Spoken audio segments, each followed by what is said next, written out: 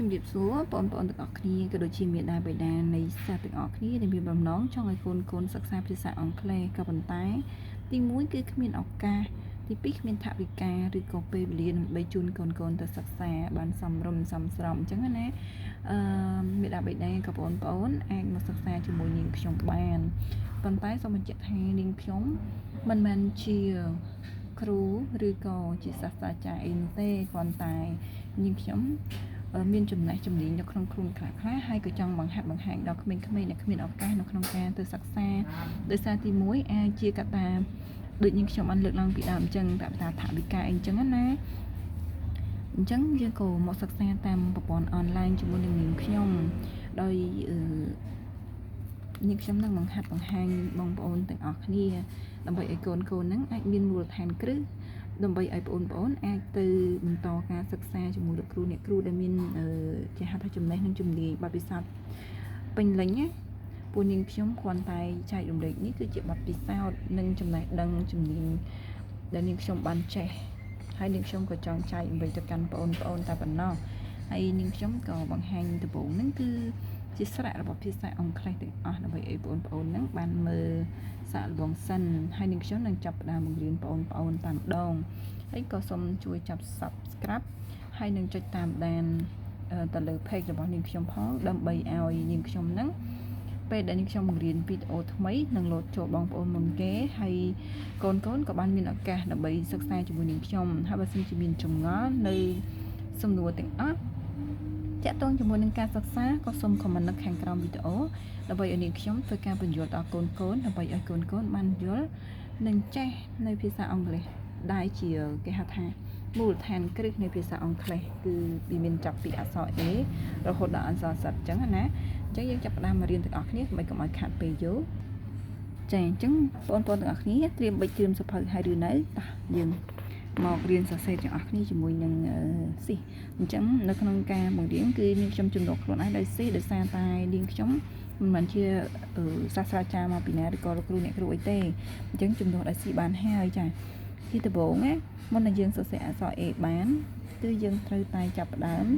គូសពីក្រោមឡើងទៅលើហើយក៏គូសទម្លាក់ចុះមកក្រោមវិញហើយក៏ដាក់សាក់វានៅចំកណ្ដាលនេះ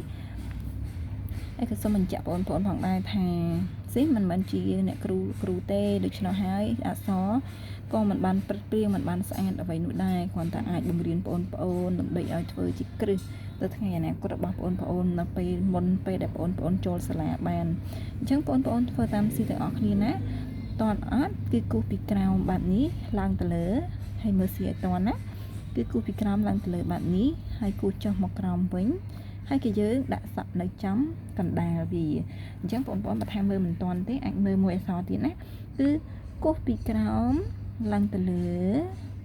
ហើយគូសពីលើទាញចុះមកក្រោមវិញហើយក៏ចាប់ផ្ដើមដាក់វាចំកណ្ដាលអញ្ចឹងនេះក្នុងភាសាអង់គ្លេសយើងគឺអានថាអក្សរ A នេះគឺ A ពុំធំណាបងប្អូនចាចំណែក A ពុំតូចវិញបន្តិចទៀតស៊ីនឹងបង្ហាញជូនអញ្ចឹងស៊ីសូមបញ្ជាក់ជូនបងប្អូនម្ដងទៀតកូនម្ដងទៀតណាថាអានេះគឺជាអក្សរ A ហើយយើងសរសេរគឺយើងគូសពីក្រោមនេះឡើងមកលើហើយគូសពីលើចុះមកក្រោមវិញហើយយើងវះពោះចំកណ្ដាលគឺយើងធ្វើបែបនេះមកហើយយើងសរសេរឲ្យច្រើនណាស៊ីបង្រៀនបងប្អូនតែ4-5អក្សរទេប៉ុន្តែស៊ីចង់ឲ្យបងប្អូនទាំងអស់គ្នាសរសេរអក្សរដែលស៊ីបានបង្រៀននេះឲ្យពេញមួយសន្លឹកហើយបើសិនជាអាច comment នៅខាងក្រោមវីដេអូរបស់ស៊ីបានហើយបើសិនជាយ៉ាងណាស៊ីនឹង comment ប្រាប់ទៅបងប្អូនវិញថាអាចទទួលយកបានឬក៏អត់ចាអូខេអញ្ចឹងបន្តមកទៀតយើងមកបន្តនៅអក្សរ A តូចអញ្ចឹងស៊ីចាប់ដើមសរសេរហើយយើងចាប់ដើមមើលណាគឺគូសពីលើចុះមកក្រោមហើយទាញទៅលើវិញហើយក៏ដាក់ជើងវាបាននេះអញ្ចឹងបងប្អូនមើលស៊ីតន់អត់បើមិនតន់បងប្អូនអាចមើលម្ដងទៀតបានគឺយើងគូសពីលើនេះរៀងមូលណាប៉ុន្តែអត់មូលត្រឡញ់ទេគឺយើងគូសឡើងទៅលើវិញបាននេះហើយគឺយើងក៏ទាញមកវិញហើយក៏ដាក់ជើងបញ្ចេញមកបន្តិចនេះគឺអក្សរ A តូចចាស់សូមមើលម្ដងទៀតគឺគូសរៀងឲ្យមូលបន្តិចអូសឡើងទៅលើវិញទាញចុះមកក្រោម ដាក់ជើងបែបនេះអូខេនេះគេហៅថាអក្សរពុំតូចអញ្ចឹងយើងសរសេរឲ្យបានច្រើនមកបែបនេះក៏បានដែរដោយសារតែអក្សរ C ដូចបានបញ្ជាក់ពីដើមអញ្ចឹងថាអក្សរកាយមិនឡើងទេគឺថាมันស្អាតនោះទេគ្រាន់តែថាអាចទទួលយកបានគឺយើងភ្ជាប់វាបែបហ្នឹងមកបើសិនជាបងប្អូនធ្វើបានប៉ុណ្នេះគឺថាអូខេហើយអញ្ចឹងបើសិនជាបងប្អូនគាត់ថាបងប្អូនមិនចេះបងប្អូនអាចធ្វើតាមស៊ីម្ដងទៀតណាគឺយើងចាប់ដើមគូបែបនេះមកចាហើយទាញវាឡើងទៅលើមកទោះបីជាស្អាតមិនស្អាតក៏ដោយបើសិនជាអត់ចេះវាដូចជាលេខ0អញ្ចឹងគ្រាន់តែបងប្អូនត្រូវគូសវាទាញចុះមកម្ដងទៀតហើយដាក់ជើងវាមកបែបនេះចាតាមតែប៉ុណ្នេះគឺយើងអាចកាត់អក្សរ A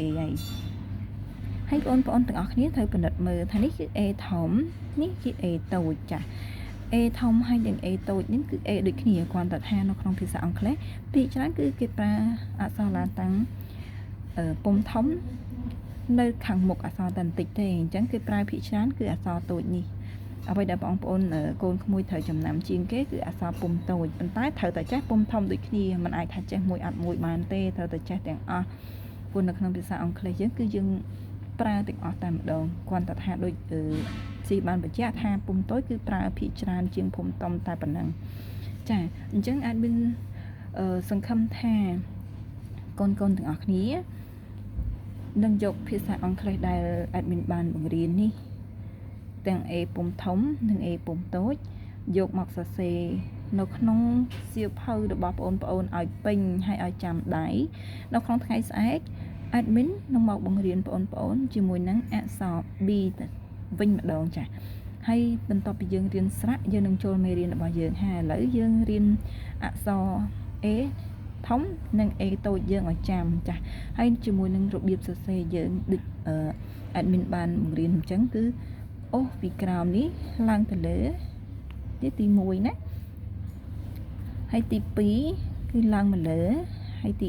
3នេះគឺទី4អញ្ចឹងសរសេរតាម admin បានបង្រៀននិយាយរួមទៅហៅ admin វាស្រួលជាងស៊ីណាអញ្ចឹងនេះធ្វើតាមចំណុចដែល admin បានបង្រៀននេះទៅ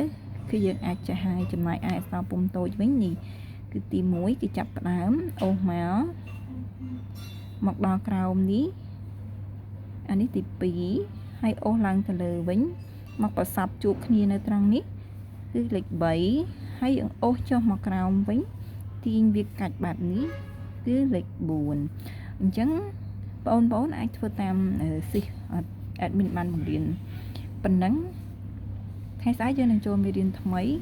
នៅចំណេះដឹងថ្មីមួយទៀតអញ្ចឹងថ្ងៃនេះ admin ក៏សូមអរគុណសម្រាប់ការចូលរួមទស្សនាក៏បានរៀនជាមួយនឹង admin សង្ឃឹមយ៉ាងមុតមមថាកូនទាំងអស់គ្នានឹងសរសេរបានស្អាតជាង admin ហើយក៏នឹងបន្តសិក្សាជាមួយ admin បន្តទៀតសូមអរគុណជម្រាបលា